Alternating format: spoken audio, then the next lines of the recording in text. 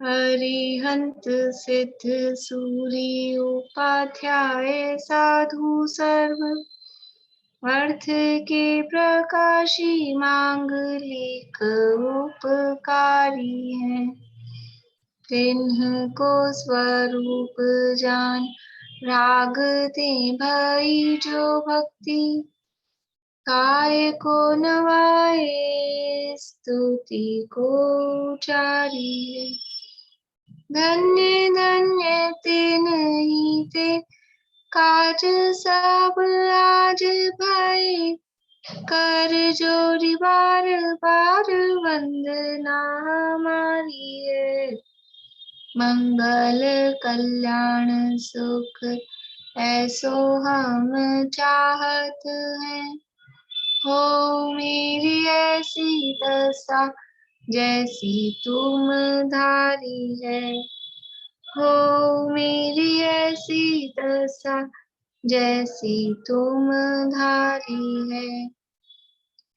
मंगलमय मंगल करण वीत राघवे ज्ञान नमो ताहि जाते भई अरहंतादि महान।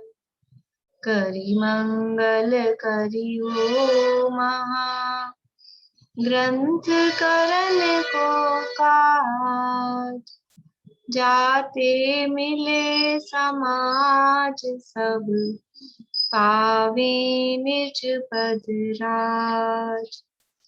इस भव तरु का मूल एक जानहु मिथ्या भाव ताको करि निर्मूल अब करिए मोक्ष उपाय। करिए मोक्ष उपाय।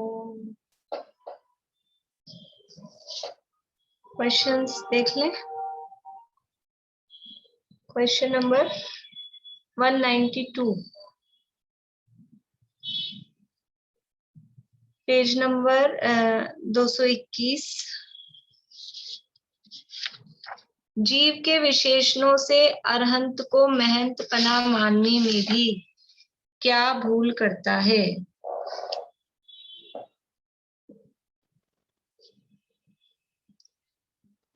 सुनीता आंटी।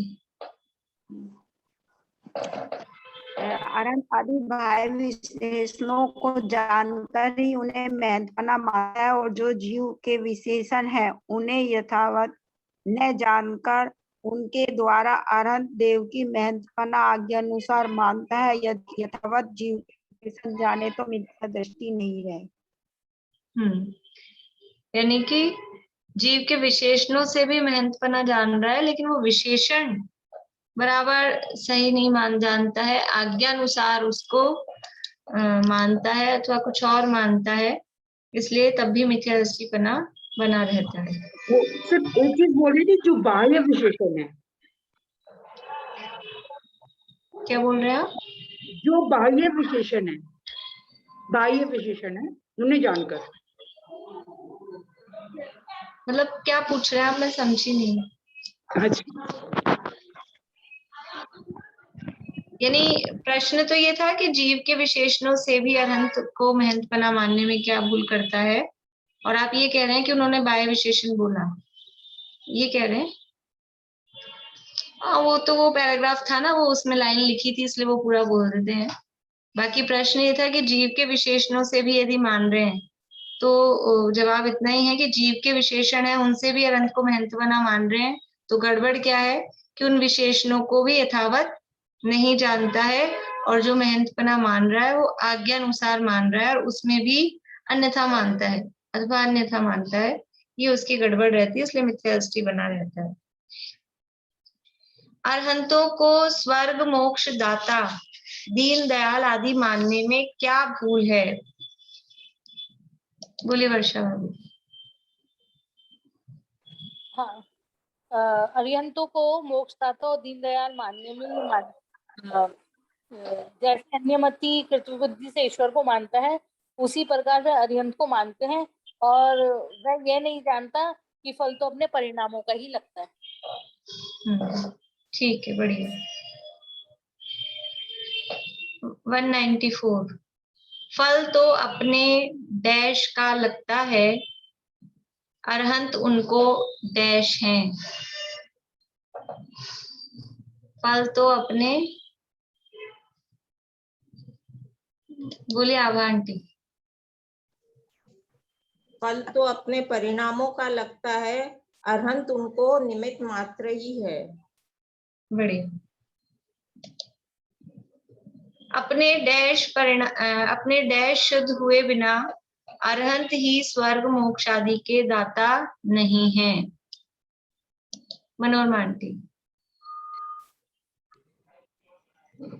अपने परिणाम सिद्ध हुए बिना, अपने परिणाम शुद्ध हुए बिना अरहंत ही स्वर्ग मोक्ष आदि के दाता नहीं है। क्या मरते समय भगवान का नाम सुनने से ही स्वर्ग की प्राप्ति हो जाती है?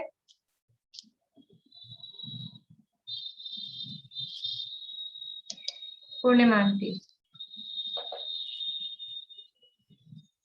नहीं, अपने परिणाम के बिना स्वर्ग, जब तक अपने परिणाम शुद्ध ना हो, अपने परिणामों के से ही स्वर्ग मोक्ष की प्राप्ति होती। मात्र नाम सुनने मात्र से स्वर्ग मोक्ष की प्राप्ति नहीं हो सकती है।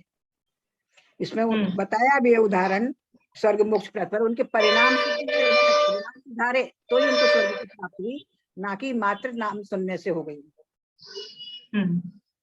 ठीक है।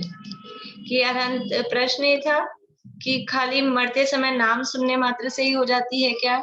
नाम सुनने मात्र से नहीं होती। अपने परिणाम जब तक शुद्ध नहीं होते हैं, परिणाम विशुद्ध नहीं होते हैं, तब तक वो स्वर्ग मोक्ष की प्राप्ति भी नहीं होती है। और श्वान आदि को हुई तो वो अकेले नाम सुनने से नहीं हुई है, उनके परिणाम मंद कषाय रूप हुए हैं, तभी उनको स्वर्ग आदि की प्राप्ति हुई है। इतने कर, एक और ले, नहीं एक और ले लेते हैं, फिर 5 कल कर लेंगे। क्या अरहंत आदि का नाम पूजा अनिष्ट का नाश, इष्ट की प्राप्ति करा देता है? स्पष्ट कीजिए। मतलब अनंत भगवान का नाम लेना, पूजा करना, वो अनिष्ट का नाश, इष्ट की प्राप्ति करा देता है क्या? बोलिए पारुल। नहीं, अरहंत का नाम लेने से या पूजा करने से अनिष्ट का नाश व इष्ट की प्राप्ति नहीं होती है, क्योंकि ये सब तो अपने पूर्व कर्म के उदय से प्राप्त होती है। परंतु अरहंतों की भक्ति करने से परिणामों में जो शुद्धता आती है, उससे पूर्व पापों में संक्रमण आदि होने से, उपचार से अनिष्ट का नाश होने पर ईश की प्राप्ति होती है। इसलिए वे केवल निमित्त मात्र है, परंतु जो सांसारिक प्रयोजनों से भक्ति करते हैं उनको तो पाप ही बंद होता है। बढ़िया, ठीक है, क्लियर है। आगे 5 बचे हैं, वो कल कर लेंगे।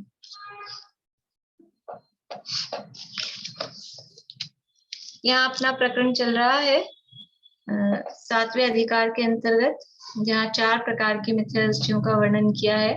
उनमें से व्यवहाराभासी मिथ्या दृष्टि की चर्चा अपनी चल रही है। और व्यवहाराभासी मिथ्या दृष्टि भी 4 प्रकार के हैं। उन 4 प्रकार में से जो चौथे प्रकार के हैं, धर्म बुद्धि से धर्म धारक व्यवहाराभासी मिथ्या दृष्टि, उनका प्रकरण यहाँ चल रहा है। और उनकी क्या भूल रहती है कि वो मोक्ष मार्ग का स्वरूप विपरीत मानते हैं। सम्यक दर्शन का स्वरूप, सम्यक ज्ञान का स्वरूप, सम्यक चारित्र का स्वरूप विपरीत मानते हैं। तो सम्यक दर्शन का किस तरह से अन्यथा रूप उनके जीवन में होता है, उसके अंतर्गत वो बताने के लिए देव भक्ति का अन्यथा रूप, गुरु भक्ति का अन्यथा रूप और शास्त्र भक्ति का अन्यथा रूप, ये उसके अंतर्गत बताए हैं। क्योंकि सम्यक दर्शन है वो देवशास्त्र गुरु के श्रद्धान पूर्वक ही, सच्चे देवशास्त्र गुरु का श्रद्धान जब तक नहीं होगा तो सम्यक दर्शन प्रकट नहीं होता है। तो वो सच्चे देवशास्त्र गुरु को मान तो रहा है, भक्ति तो कर रहा है, लेकिन उनके संबंध में क्या गलती कर रहा है, उनका क्या स्वरूप जानकर, क्या स्वरूप मानकर उनकी भक्ति कर रहा है, वो बात यहाँ पर बता रहे हैं कि उसकी गड़बड़ कहाँ होती है। तो यहाँ गुरु भक्ति के अन्यथा रूप की चर्चा कल अपनी हुई थी, थोड़ा सा लास्ट का वापस लेके फिर आगे बढ़ेंगे। पेज नंबर 223 पे सेकंड पैरा पढ़ेंगे, गुरु भक्ति का अन्यथा रूप का सेकंड पैरा।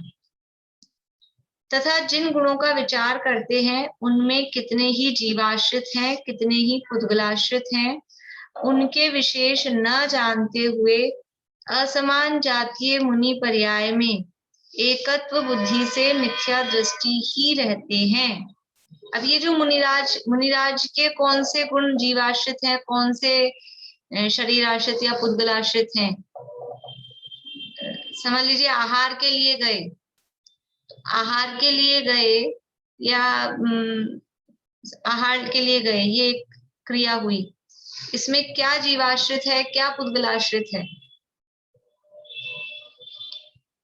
बोलिए मनोरमा आंटी। आहार के लिए गए वो तो पुद्गलाश्रित है, मतलब पुद्गलाश्रित है। और वो तब बढ़ावन के लिए जाते हैं, ये मतलब जीव का हुआ। हाँ ठीक है, थोड़ा अभिप्राय ठीक है। यानी आहार का जो भाव है, आहार लेने का भाव वो जीवाश्रित है, और आहार की जो क्रिया हो रही है बाहर में, या क्षुधा लगी, ये पुद्गलाश्रित है, क्षुधा लगी, लेकिन आहार लेने का जो भाव आया और उसके लिए जो आहार की जो क्रिया हुई वो पुद्गलाश्रित है। ऐसे ही और देख सकते हैं, समझ लीजिए उपवास किया, ये तो आहार किया, अब उपवास किया, तो उपवास की क्रिया में क्या जीवाश्रित है और क्या पुद्गलाश्रित है? उपवास की क्रिया में बोलिए प्रमिला जी। आत्मा के समीप रहना वो है जीवाश्रित, और उपवास करना वो है पुद्गलाश्रित। हाँ, शरीर से मतलब वो जो राग की कषायों की जो मंदता हुई, कषायों के आत्मा के समीप रहे मतलब कषाय मंद हुई, परिणाम हुए, वो जीवाश्रित है, और आहार नहीं लिया, ये जो क्रिया हुई ये पुद्गलाश्रित है। तो इस तरह से ये मुनिराज के जो भी गुण हैं, उन गुणों में कौन से जीवाश्रित हैं, कौन से पुद्गलाश्रित हैं, वो विचार नहीं करता है। और असमान जातीय मुनि पर्याय में एकत्व बुद्धि से मिथ्या दृष्टि रहते हैं। वो मुनि पर्याय है, मुनि दशा है, वो एक अकेले द्रव्य की पर्याय नहीं है, अकेले जीव की या अकेले पुद्गल की ऐसी अवस्था नहीं है। जीव और पुद्गल दोनों की मिली जुली अवस्था का नाम वो मुनि दशा है। जैसे अरहंत दशा भी कहा था, जैसे मनुष्यादि पर्याय है, वैसे ही मुनि दशा है। तो इसमें जो काम हो रहे हैं, समझ लीजिए अभी अपने के लिए मान लें, मुनिराजों के लिए तो क्योंकि वो नहीं लगा पाएंगे अपन, गुस्सा आया, क्रोध, इसमें जीवाश्रित क्या है और पुद्गलाश्रित क्या है? क्रोध में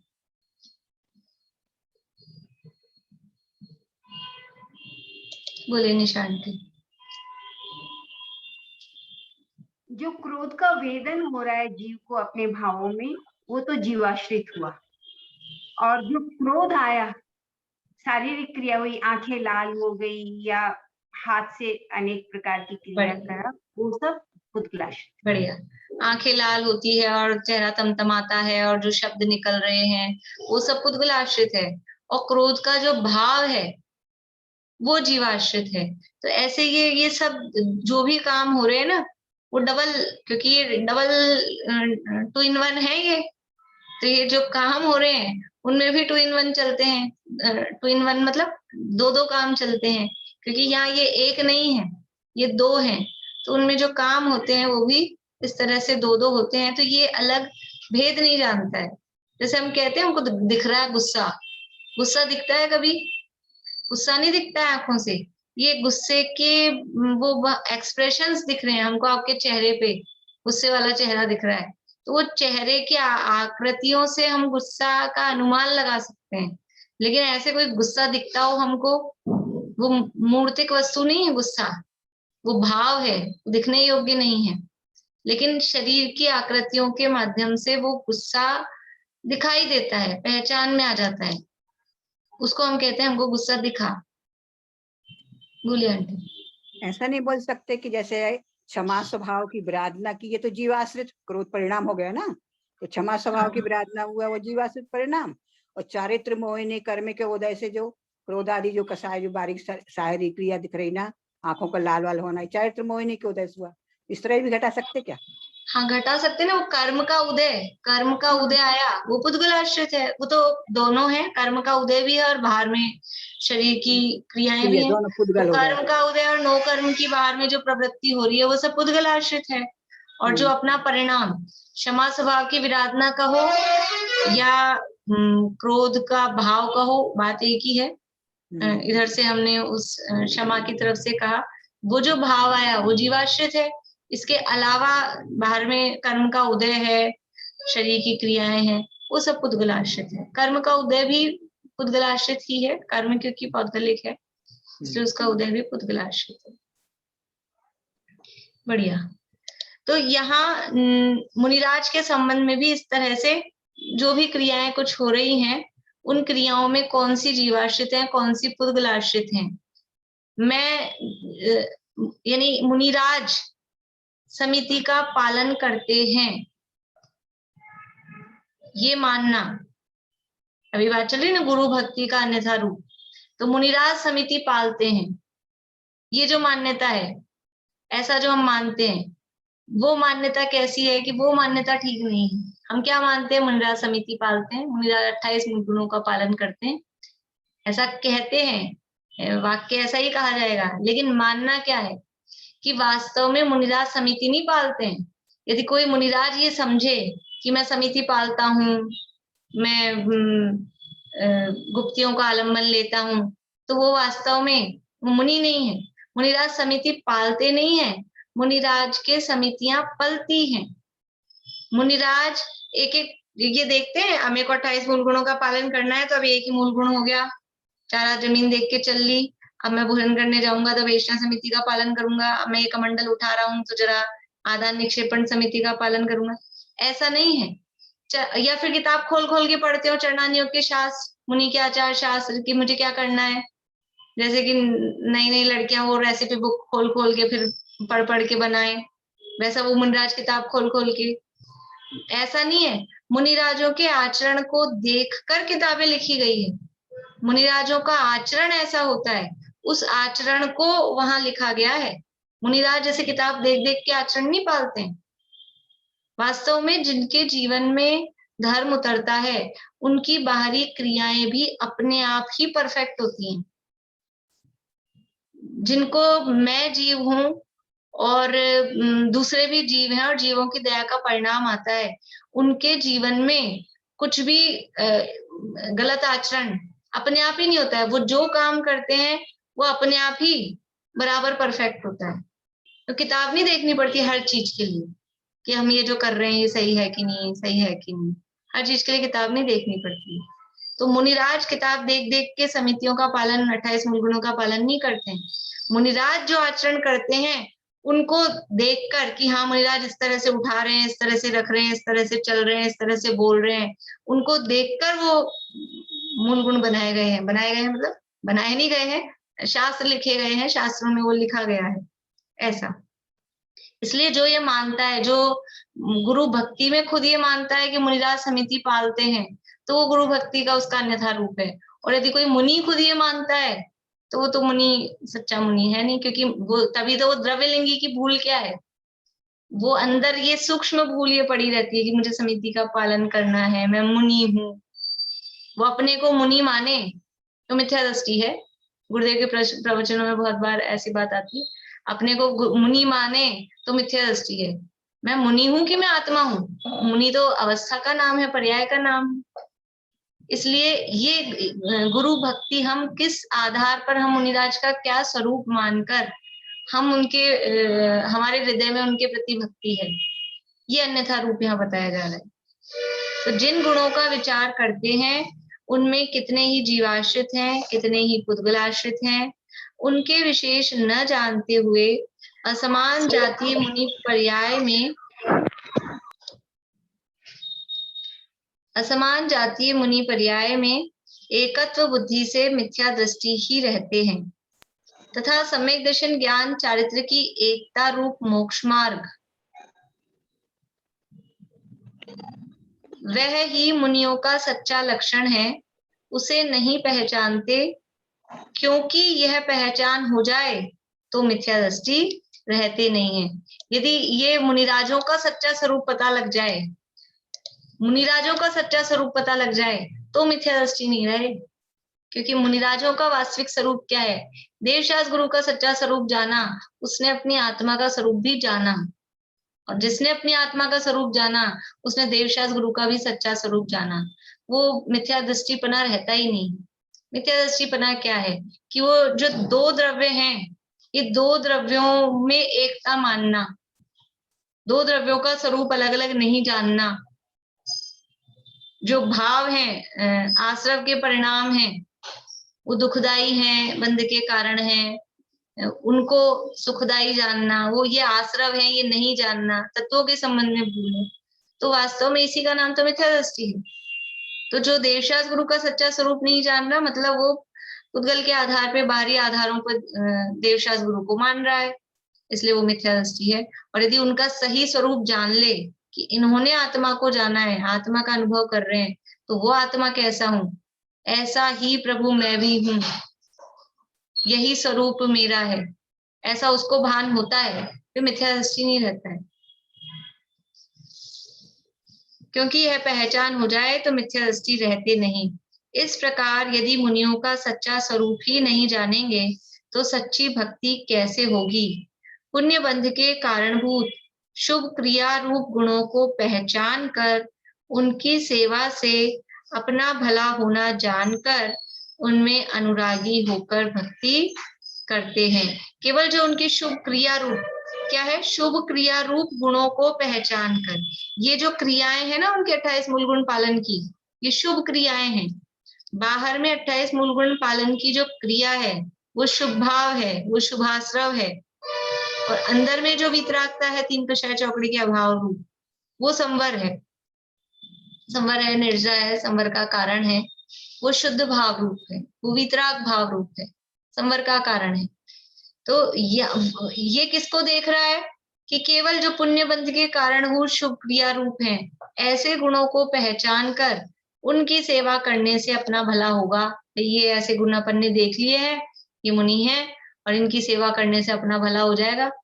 कुछ लोग ऐसा कहते हैं, आप बहुत धर्म करते हो, हम भी आपका वो पकड़ लेंगे पल्लू और हम भी पहुंच जाएंगे। तो ये ऐसा धर्म नहीं है, ये मुनि कर रहे हैं, ये सही बढ़िया बराबर क्रिया कर रहे हैं, तो अपन भी इनकी सेवा करो, इनकी सेवा करने से अपने को भी मेवा मिल जाएगा, करोगे सेवा तो मिलेगा मेवा, तो मुनिराज की ऐसे सेवा करो। ये इस आधार पर, इस रूप में वो मुनिराजों का स्वरूप मानकर भक्ति करते हैं, तो मिथ्या दृष्टि ही रहते हैं। इस प्रकार गुरु भक्ति का स्वरूप कहा है। अब शास्त्र भक्ति का स्वरूप कहते हैं, शास्त्र भक्ति का अन्यथा रूप, शास्त्र की जिनवाणी की किस तरह से भक्ति करते हैं वो बता रहे हैं। अब नहीं, कितने ही जीव तो यह केवली भगवान की वाणी है, इसलिए केवली के पूज्यपने के कारण यह भी पूज्य है, ऐसा जानकर भक्ति करते हैं। क्योंकि के जिनवाणी क्या है, शास्त्र क्या है, वो अनंत भगवान की वाणी है। जिनेंद्र देव की वाणी को जिनवाणी कहते हैं, भगवान की वाणी को जिनवाणी कहते हैं। तो जिनेंद्र भगवान पूज्य हैं, इसलिए उनकी वाणी भी पूज्य है। अब जिनेंद्र भगवान क्यों पूज्य थे? अधम उदारक थे, दीन दयाल थे, और बाहर में अतिशय हो रहे थे, चमत्कार हो रहे थे, इन सब से जिनेंद्र भगवान को पूज्य माना था। हमारे अनिष्ट का नाश और इष्ट की प्राप्ति हो रही थी, इन आधार पे जिनेंद्र को माना था। तो वो जिनेंद्र के स्वरूप में ही गड़बड़ थी, तो अब यहाँ उनकी वाणी को भी क्या मानेगा? जब जिनेंद्र के स्वरूप में ही गड़बड़ है और उन्हीं की वाणी को मान रहा है, तो उनकी वाणी के स्वरूप में भी वहां मूल में ही गड़बड़ है, तो उनकी वाणी को भी अन्यथा रूप ही इस तरह से मानता है। तो केवली के पूज्यपने के कारण यह भी पूज्य है, ऐसा जानकर भक्ति करते हैं। कितने ही, तो ये कहा, तो ये तो एक टाइप के हो गए। अब कितने ही इस प्रकार परीक्षा करते हैं सब में इसी तरह का थोड़ा ये आप देखेंगे ना, तो वही परफॉर्मा चल रहा है कि पहले तो बस आज्ञा अनुसार ही मान रहे हैं, फिर वो परीक्षा भी कर रहे हैं, तो परीक्षा के आधार क्या हैं, वो आधार उनके गलत हैं, फिर वो असमान जाति द्रव्य पर्याय के आधार पर देवर रूप में, उसी रूप में वो कर रहे हैं। तो यहाँ भी पहले तो बस भगवान की वाणी है यानी आज्ञा है इसलिए माननीय पूज्य है, फिर दूसरे परीक्षा कर रहे हैं, लेकिन परीक्षा के जो क्वेश्चंस हैं, मतलब जो आधार हैं, वो बस सरल है। सरल मतलब हमने परीक्षा दे दी, जैसे आजकल पास हो रहे हैं ना कोरोना के टाइम पे 97% आ रहा है राजस्थान बोर्ड का रिजल्ट, अभी इतना आता ही नहीं और ऐसे ऐसे रिजल्ट आ रहे हैं। तो ये जो आधार है वो आधार सही नहीं है। तो ये परीक्षा कर रहे हैं कि इन शास्त्रों में विरागता, दया, क्षमा, शील, संतोष आदि का निरूपण है, इसलिए यह उत्कृष्ट है। क्यों है उत्कृष्ट ये शास्त्र, जैन शास्त्र? क्योंकि उनमें विरागता का, वैराग्य का, दया का, क्षमा का, शील का, संतोष का, इन सब का इसमें निरूपण है, इसलिए ये उत्कृष्ट है। ऐसा जानकर भक्ति करते हैं। तो क्या दिक्कत है? क्या जैन शास्त्रों में दया का उपदेश नहीं है? क्या जैन शास्त्रों में शील का उपदेश नहीं है? 8 सतियों की कहानी नहीं बताई जाती है, उनके शील की कहानी नहीं बताई जाती है? 8 सतियां, 16 सतियां, से अलग अलग टाइप से पुस्तकें हैं। क्या वहाँ क्षमा की महिमा, क्षमा के तो पूरा अपन ने दिन बना रखा है, उत्तम क्षमा और क्षमावणी वो करते हैं। तो ये क्या है? शील का, संतोष का, ये सब निरूपण है। तो फिर क्या गड़बड़ है कि सो ऐसा कथन तो अन्य शास्त्र वेदांत आदि में भी पाया जाता है। अन्य मतों के शास्त्र पढ़ेंगे तो उनमें भी दया का उपदेश मिलेगा, क्षमा का, सहनशीलता का, संतोष का और शीलवान पने का, वहां पर भी उपदेश मिलेगा, वहां भी इस तरह के उपदेश मिलेंगे। तो फिर वही जो वहां तर्क दिया था, अति व्याप्तिपना है। अनंत की भक्ति में भी, देव भक्ति में भी अति व्याप्तिपना हो रहा है, गुरु भक्ति में भी अति व्याप्तिपना हो रहा है और शास्त्र भक्ति में भी। क्योंकि जैसे विशेषण या जो गुण अन्य मतों में पाए जा रहे हैं, उन्हीं गुणों के आधार पे अपने देव शास्त्र गुरु को देख रहे हैं, तो वो ओवरलैप हो रहे हैं, बाहर भी दूसरों में वो गुण पाए जा रहे हैं, इसलिए अति व्याप्तिपना पाया जाता है। ये अति व्याप्ति शब्द आ रहा है तो सबको शब्द का अर्थ पता है कि नहीं? पारुल समझ में आता है ना अति व्याप्ति? ठीक है, बाकी तो सबको आता ही होगा शायद।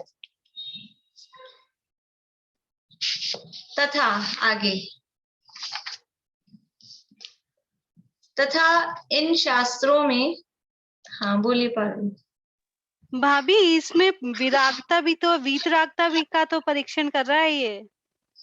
हाँ, विरागता शब्द छूट गया अपना। विरागता, ये विरागता वीतरागता नहीं है, इसलिए वीतरागता शब्द नहीं दिया, मुझे बोलना ही था और वो स्लिप ही हो गया।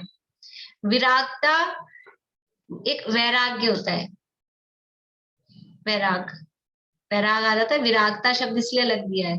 वीतरागता वो अलग चीज है और वैराग, विराग वो थोड़ा डिफरेंट है। अन्य मतों में भी ऐसे जब कोई मरता है ना, तो वहां पे भी इस तरह का वैराग्य का, इस तरह का उपदेश मिलेगा और संसार में कुछ नहीं है, सब स्वार्थ के सगे हैं, जब इस तरह के प्रसंग बनते हैं। लेकिन वो जब हुआ ना, जब कोई लड़के ने लड़का छोड़ के चला गया, कि माता पिता ने बुरा व्यवहार किया, कि बच्चों ने बुरा व्यवहार किया, तब वो ऐसा जो क्षणिक होता है, शमशानी वैराग जिसको कहते हैं, वो इस तरह की विरागता का उपदेश वो वहां मिलता है। लेकिन जो वीतरागता है, राग द्वेष, यानी वहां जो द्वेष रूप उदासीनता है, द्वेष रूप उदासीनता, उसको वैराग्य कहते हैं।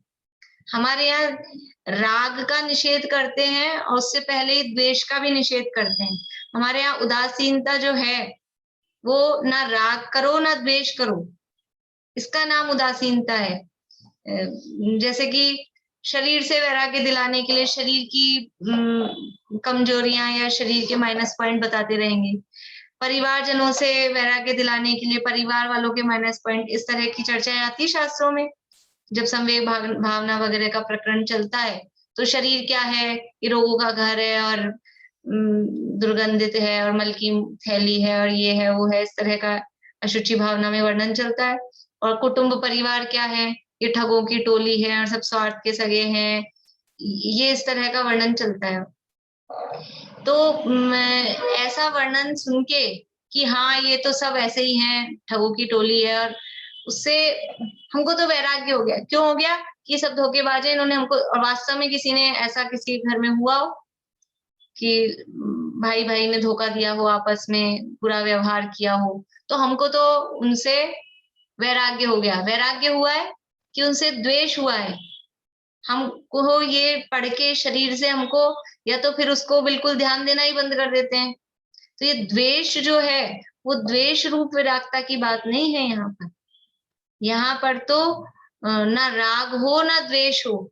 अभी उसके राग में फंसे हुए हैं और फिर बाद में जब उसकी बुराई दिखाई तो उससे द्वेष करने लगे। समझो उदाहरण से, जैसे कि कोई दो मित्र हैं और बहुत घनिष्ठ हैं, और फिर वो जिसमें एक धोखेबाज था, तो उसके पिताजी ने अपने पुत्र को उस धोखेबाज से छुड़ाने के लिए उसकी बुराइयां दिखाई। तो अब बुराइयां दिखाई तो अब पहले तो बहुत घनिष्ठता थी और अब वो उससे बिल्कुल एंटी हो गया, द्वेष करने लगा। तो ऐसा नहीं, जैसे यहाँ जो भी शरीर की, कुटुंब की, संसार की जो भी इस तरह से बुराई, मतलब उसका जो स्वरूप बताया जाता है, बुराई नहीं है, वो वास्तविक स्वरूप है। तो उसका जो वास्तविक स्वरूप बताया जाता है उससे द्वेष नहीं कराते हैं। शरीर से द्वेष करो ये नहीं कहते हैं। समय सार में अमृत चंद्राचार्य ने कलश लिखा कि इस शरीर का पड़ोसी बनकर देख। ये नहीं कहा इस शरीर का दुश्मन बन के रह, ये शरीर तेरा दुश्मन है। पड़ोसी, पड़ोसी दुश्मन होता है क्या? पड़ोसी घर वाला भी नहीं होता, दुश्मन भी नहीं होता। और हम भी पड़ोसी के साथ दुश्मनी नहीं करते, घर वाले जैसा व्यवहार भी नहीं करते और दुश्मनी भी नहीं करते। तो ऐसे दुश्मन नहीं कहा है। और कहीं कहीं घर कुटुंब आदि को जो कहा है, ठगों की टोली और ये सब स्वार्थ के सगे, वो केवल वो जो मोह उनमें लगा हुआ है उनसे छुड़ाने के लिए ये शब्दों का प्रयोग किए गए हैं। लेकिन उद्देश्य है राग और द्वेष दोनों को छोड़ना। राग छोड़ के द्वेष में लग गए तो और बुरा हुआ। अभी राग में कम से कम थोड़ा परिणाम, वो तो सब द्वेष तो वो और कषाय रूप परिणाम हो गया। इसलिए यहाँ वीतरागता कराई जाती है। और वो वैराग्य, ये वैराग्य भी नहीं है, वो शब्द विराग, वैराग ऐसा शब्द होता है। और वो वास्तव में वो द्वेष रूप उदासीनता जो होती है कि हम उदास हो गए हैं। क्यों उदास हो गए हैं? इन घर परिवार वालों से साधु बन गए अन्यमति के। क्यों हो गए? कि सब ऐसे ही थे, हमने देख लिया था, सब ऐसे ही स्वार्थी थे। तो वो वास्तव में आंतरिक वीतरागता कब प्रकट होगी? वीतरागता कब प्रकट होगी? जब मिथ्यात्व के साथ में एक कषाय चौकड़ी का, कि दो कषाय चौकड़ी का, कि तीन कषाय चौकड़ी का अभाव होगा, तब वो वीतरागता प्रकट हुई। और खाली घर छोड़ के साधु बन गए, वीतरागता नहीं है। बाहर में परिग्रह से ममत्व नहीं छूटा है और शरीर से ममत्व नहीं छूटा है। और यहाँ घर छोड़ते हैं, वहां मठ मंडप चेले चाटी वो परिवार बना लेते हैं। तो ये वास्तव में वीतरागता नहीं है, ये विरागता। तो ऐसे विरागता का उपदेश वहां भी देंगे, वहां भी इस तरह की बातें चलेगी थोड़ी बहुत, कि घर गृहस्थी में, संसार में उलझना, ये दुखदाई है, ऐसा कुछ भी कह भी देंगे। लेकिन वो वास्तव में सच्चा वैराग्य नहीं होता। तो ये जो विरागता है, द्वेष रूप उदासीनता, उदासीनता की चर्चा वन्य मतों में भी पाई जाती है। वेदांत आदि, ये वेदांत वगैरह अन्य मतों के नाम है, उनमें भी ये पाई जाती है। तो वास्तव में अतिव्याप्ति दोष उसमें आता है। 224 पेज आगे। तथा इन शास्त्रों में त्रिलोक आदि का गंभीर निरूपण है, इसलिए उत्कृष्टता जानकर भक्ति करते हैं। हम क्यों भक्ति कर रहे हैं? कि हम दया क्षमाशील, चले तो अन्य मतों में भी है, लेकिन ये जो तीन लोक की रचना का वर्णन है, ये जो ऐसा स्वरूप है, ये कहीं नहीं मिलता। इतना इतना बारीक वर्णन ये तो कहीं नहीं मिलता, तो देखने में नहीं आता है। तो ये उत्कृष्ट वर्णन, इतना गणित का और ये सब इतना वर्णन है, इसलिए शास्त्र उत्कृष्ट हैं। तो क्या कह रहे हैं, परंतु यहाँ अनुमान आदि का तो प्रवेश है नहीं, इसलिए सत्य सत्य का निर्णय करके महिमा कैसे जाने। त्रिलोक आदि के निरूपण से अगर मात्र उससे हमको महिमा आ रही है, तो आपने क्या निर्णय किया है उसके आधार पे, उसकी तो परीक्षा ही नहीं कर सकते हैं। ये कर्मों की स्थितियों की बातें हैं या कर्णानुयोग की जो बातें हैं, उसकी तो परीक्षा ही नहीं कर सकते हैं। तीन लोक की रचना का ये सब है, परीक्षा कर ही नहीं सकते हैं। ये तो अनुमान के भी विषय नहीं, अनुमान आदि का तो प्रवेश है नहीं। आप अनुमान क्या लगाओगे, सुमेरु पर्वत 1 लाख योजन का है, अनुमान लग रहा है अपने को कुछ, विश्वास में लिखा है, मानना है, ये आज्ञा प्रमाण है, ये आज्ञा सम्यक तो है, इसमें अनुमान का भी प्रवेश नहीं है। फिर आप सत्य सत्य का निर्णय कैसे करोगे, और सत्य सत्य का निर्णय नहीं किया तो वो जो भक्ति हुई वो केवल इसी आधार पे भक्ति, वो सच्ची नहीं, वो तो आज्ञानुसारी ही हुई। और या तो बाहरी उससे आप प्रभावित हो गए कि ऐसा ऐसा वर्णन किया है, कल को कोई और इससे बड़ा वर्णन कर देगा, लिखने में क्या है, कोई कुछ भी लिख सकता है ना। यहाँ 14 राजू लिखा है, कोई 40 राजू का लिख देगा और कुछ बड़ा वर्णन कर देगा, तो फिर वो आपकी भक्ति का क्या होगा, फिर वो भक्ति इधर से उधर ट्रांसफर हो जाएगी। इसलिए परीक्षा करके यथार्थ वस्तु स्वरूप से मूल जो तत्व है उसकी परीक्षा करके निर्णय कि ये सच्चे हैं, ये देव सच्चे हैं, ये गुरु सच्चे हैं, ये शास्त्र सच्चे हैं, ऐसा जब निर्णय होता है तब वो भक्ति अपने आप अंदर से उमड़ती है। वो जो भक्ति होती है वो सच्ची भक्ति होती है। अभी तो ये या तो आज्ञा से मान रहा है या बाहरी आधार पे मानता है या इस तरह के आधारों पे मान रहा है, ये भक्ति वास्तव में सच्ची भक्ति नहीं है। बोलिए ममता भाभी। अनुमान आदि शब्द से क्या लेना? अनुमान आदि का तो प्रवेश है नहीं का मतलब है कि आप ये त्रिलोक आदि में क्या अनुमान से नहीं जान सकते। भाई उन्होंने त्रिलोक का वर्णन किया तो हमने उससे हम महानता मान रहे हैं, तो महानता मानने के लिए हम कुछ अनुमान तो लगा सके, जैसे कि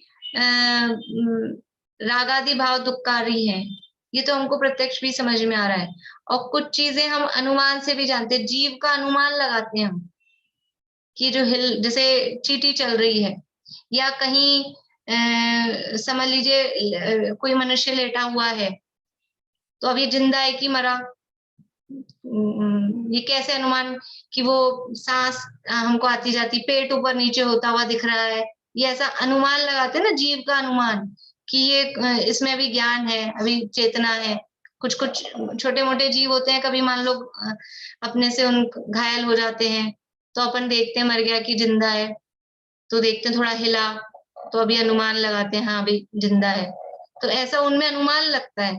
लेकिन अभी सुमेरु पर्वत है, अनुमान लगाओ आप, क्या अनुमान लगाएंगे सुमेरु पर्वत है कि नहीं है, वो अनुमान नहीं लग सकता। असंख्यात द्वीप समुद्रों का अनुमान लगाओ, नहीं लगेगा। ये नरक है, इतने बिल हैं, ये सब आज्ञा से प्रमाण है। वो बात पीछे करी है परीक्षा रहित आज्ञा अनुसारी वाले में, ये सब चीजें आज्ञा से प्रमाण है। लेकिन ये क्यों प्रमाण किए हमने कि जो मूल प्रयोजनभूत तत्व हैं, वो मूल प्रयोजनभूत तत्व उनकी हमने परीक्षा कर ली और उनके संबंध में इन्होंने बिल्कुल भी कोई विपरीत कथन, विपरीत बात हमको समझ में नहीं आई। जो बात इन्होंने कही वो हमको फील होती है। हमने दूसरा तीसरा अधिकार पढ़ा मोक्षण प्रकाशक का, तो वहां टोडामल साहब ने लिखा है 8 कर्मों के संबंध में दुख, 4 गतियों के दुख, वो सब लिखे ना प्रकरण तीसरे अधिकार में। तो ये जो बताए ये तुझे भाषित होते हैं कि नहीं, ये ऐसा तुझे लगता है कि नहीं, तो हमको लगता है, अभी हमने 220 नंबर पेज पढ़ा तो हमको लगा कि नहीं कि हाँ ऐसा ही तो होता है, बिल्कुल प्रैक्टिकल है, तो हमारा विश्वास जमता है कि नहीं ये पंडित जी जो लिख रहे हैं वो सही लिख रहे हैं, वो सही है, क्योंकि ये जो बात इन्होंने लिखी है ऐसी तो हमको फीलिंग में आ रही है। तो ये प्रत्यक्ष से भी समझ में आती है, कुछ चीजें अनुमान से समझ में आती है, लेकिन ये त्रिलोक आदि की रचना ना प्रत्यक्ष दिखाई दे रही है ना ये अनुमान से जानी जा रही है। तो फिर तुम जो इससे महिमा कर रहे हो मात्र इससे, वो तुम्हारी महिमा फिर सच्ची कहाँ है, वो भक्ति सच्ची कहाँ है? इसलिए वो सच्ची भक्ति नहीं होती है। इसलिए सत्य असत्य का निर्णय करके महिमा कैसे जाने, इसलिए इस प्रकार सच्ची परीक्षा नहीं होती। यहाँ तो अनेकांत रूप सच्चे जीवादि तत्वों का निरूपण है। अब असली महिमा क्या है फिर आप बताओ, मैं समझ ही नहीं आ रहा। हर चीज को तो आप रिजेक्ट कर रहे हो, ये सही नहीं है, ये सही नहीं है, फिर सही है क्या? तो जिनवाणी, देखिए जैसे देव का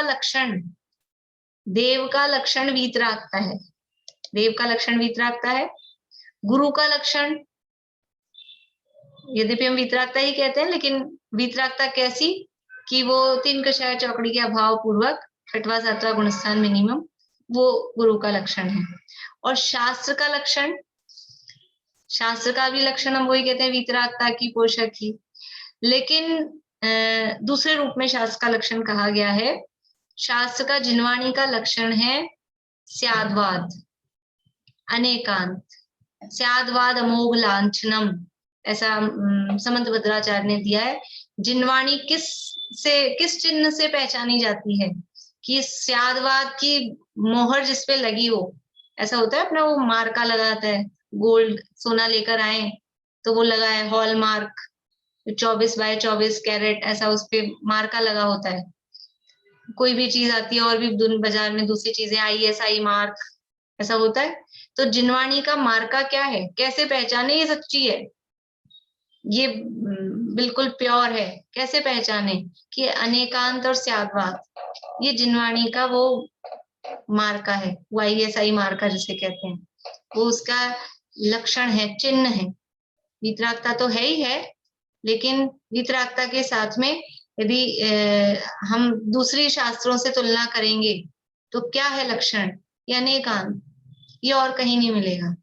ये अनेकांत की बात जिनवाणी के अलावा, जैन शास्त्रों के अलावा दुनिया में कहीं नहीं है। अनेकांत का मतलब नयवाद, नए रूप कथन पद्धति। प्रमाण की चर्चा सब धर्मों में मिलती है, लेकिन नए की चर्चा वो अकेले जिनवाणी में मिलती है, जैन शास्त्रों में मिलती है। और नए का मतलब वही अनेकांत है। अनेकांत का मतलब क्या है, ये भी एक अपेक्षा है, ये भी अपेक्षा है, इस दृष्टि से ऐसा है, इस दृष्टि से ऐसा है। ये जो अलग अलग दृष्टिकोण है, इसी का नाम अनेकांत है। जो तत्वार सूत्र में सूत्र है 5वें अध्याय में, अर्पितानर्पित सिद्धे, मुख्य और गौण की व्यवस्था, ये केवल जिनवाणी में। ये नयों के कथन, अपेक्षाकृत कथन, यद्यपि उसके बिना कोई कथन कर नहीं सकता है, कोई बात हो ही नहीं सकती बिना अपेक्षा के, तो वो उनको भी प्रयोग में लेना ही पड़ता है।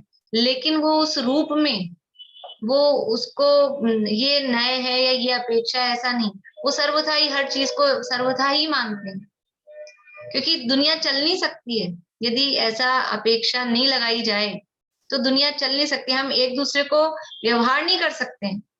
हम क्या बोलें किसी को, हम आपस में एक, हमने बोला ममता भाभी, तो अब ये सर्वथा ही भाभी, किसी को भी हम कुछ भी बोलते हैं तो वो सर्वथा लगाया जाए। ये तो आंटी तो इंग्लिश में चल गया, ये तो चाची बोले, तो वो क्या है कथन, ये कोई ना कोई वो अपेक्षा है। जो भी कोई बात कहेंगे उसमें सर्वथा एक ही हम नियम नहीं लगा सकते हैं कि किसे चाची कहते हैं, किसे भाभी कहते हैं, किसे बहन कहते हैं, किसे दीदी कहते हैं, एक ही अपेक्षा नहीं लगाई जाती, वो अलग अलग तरह से कथन किया जाता है। तो ये जो अनेकांत का स्वरूप है वो जैन शास्त्रों का विशेषण है, विशेषता है। तो महिमा कैसे जाने कि यहाँ तो अनेकांत रूप सच्चे जीवादि तत्वों का निरूपण है। अनेकांत रूप सच्चे जीवादि तत्व, अब जीवादि तत्वों में अनेकांत कैसे लगाएंगे, जीवादि तत्वों में अनेकांत कैसे लगाएंगे, सोच के आएंगे आप लोग या अभी बता दें? अनेकांत लगाना है, 7 तत्वों में अनेकांत लगाना है। अभी लगा रहे हैं ज्योति जी, बोलिए, समय अपना हो गया है। जैसे एक तो वो जीव अजीव ऐसे ही लग जाएगा। कैसे लगेगा? जैसे जीव तो जीव हो गया, बाकी तत्व जो है वो अजीब हो गए। बाकी तत्व अजीब हो गए, फिर 7 क्यों बनाए? आश्रव भी अजीब है। फिर अजीब तो अलग किया है ना, आश्रम अलग किया है, फिर बाकी सारे अजीब कैसे हो फिर गए? उनमें भी जीव अजीब हो जाएंगे, आश्रम मतलब दो हो जाएंगे। नहीं, ऐसे नहीं करना है, एक एक तत्व को लेना है, जीव तत्व। अब जीव में अनेकांत लगाना है, फिर अजीब लेना है, अजीब में अनेकांत लगाना है, ऐसे लगाना है। चलिए एक पारुल सर पूछती हूँ, नहीं तो फिर कल करेंगे इसकी चर्चा मूर्ति में। का मूर्ति कैसे लगाएंगे? देखते हैं, एक मिनट, बोलिए पारुल। भाभी जैसे ये जीव है, जीव के साथ कर्म है, कर्म अजीब है, पर जीव जीव है, इस तरह से लगाएंगे। ठीक है, थोड़ा ठीक है। बेला भाभी जैसे बोलिए।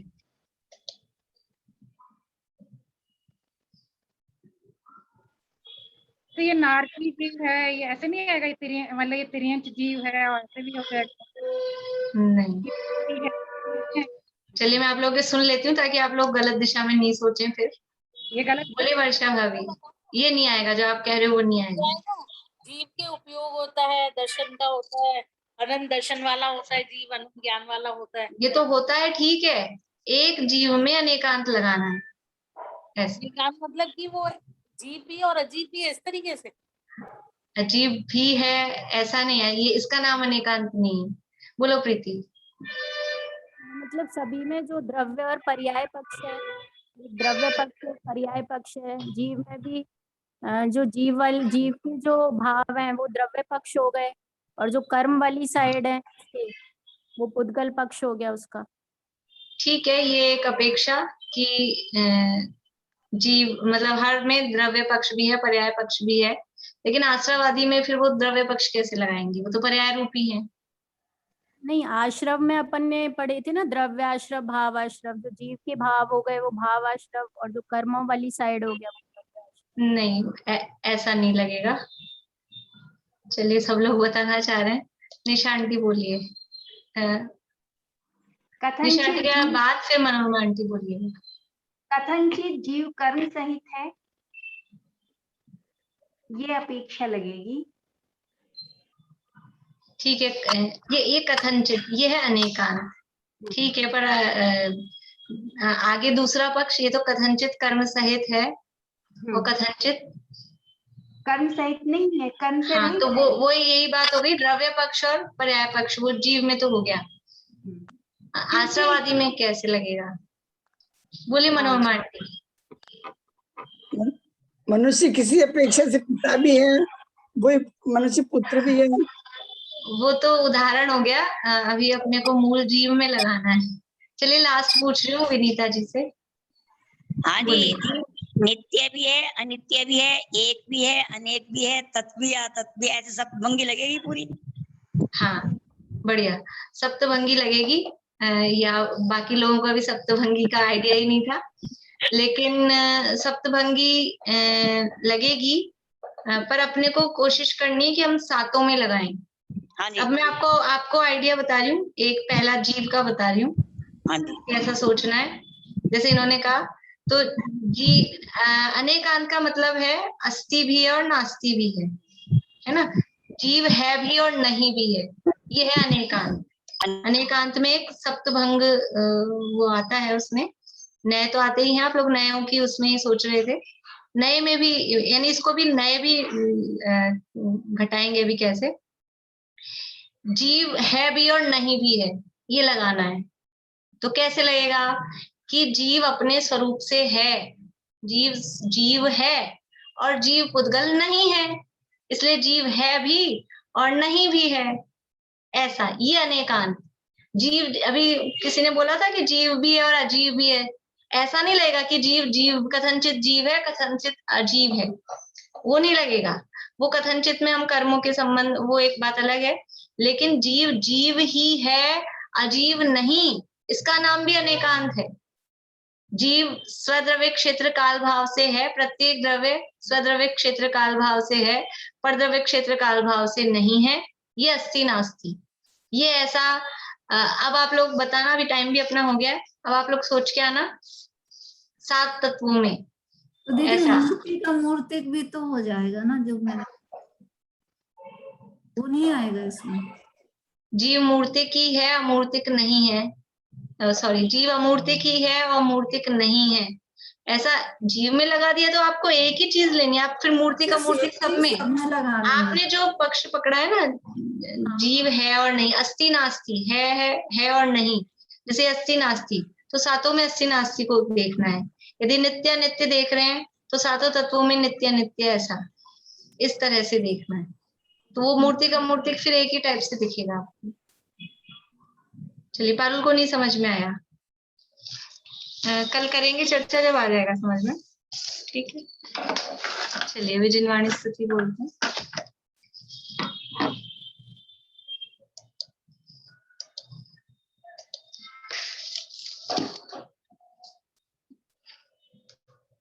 हे दुपद त्यागी मल्लिजन मन मल्ल का मर्दन किया, एकांत पीड़ित जगत को अनेकांत का दर्शन दिया, तुमने बताया जगत को क्रमबद्ध है सब परिणमन, हे सर्वदर्शी सर्वज्ञानी नमन हो शत शत नमन, नमन हो शत शत नमन।